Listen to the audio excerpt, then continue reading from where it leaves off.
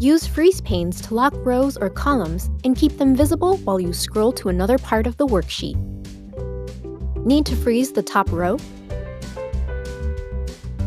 Select View, Freeze Panes, Freeze Top Row. Need to freeze the first two columns? Select the third column. View, Freeze Panes, Freeze Panes. Need to freeze columns and rows? Select the cell below the rows and to the right of the columns you want to keep visible. Select View, Freeze Panes, Freeze Panes. Need to unfreeze panes?